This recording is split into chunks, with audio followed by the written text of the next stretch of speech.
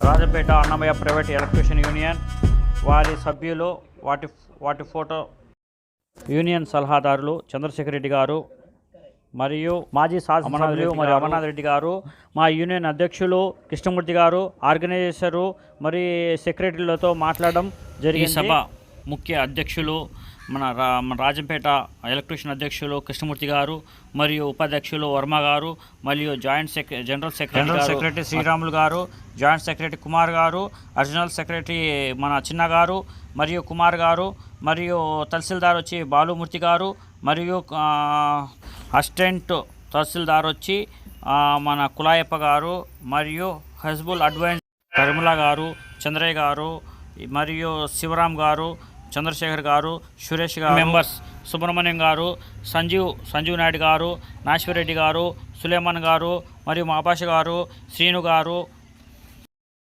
మాంకాలి గారు, వేణుగారు మిగిలిన వాళ్ళు పాల్గొనడం జరిగింది.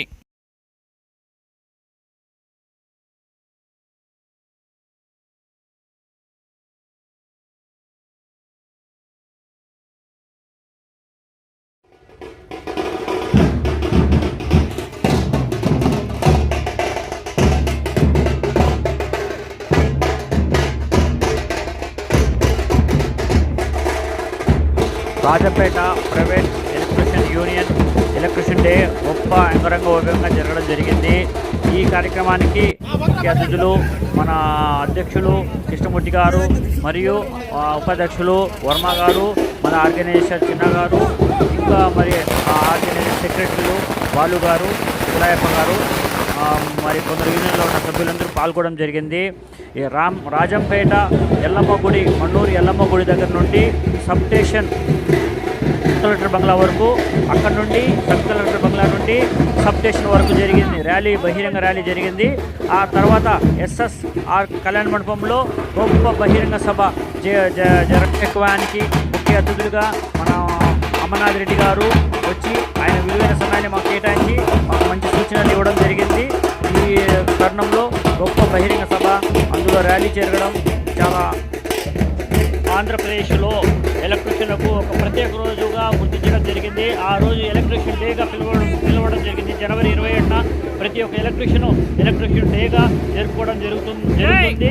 ఈ విషయంలో ముఖ్యంగా సలహాదారు చంద్రశేఖర్ రెడ్డి గారు మాట్లాడుతూ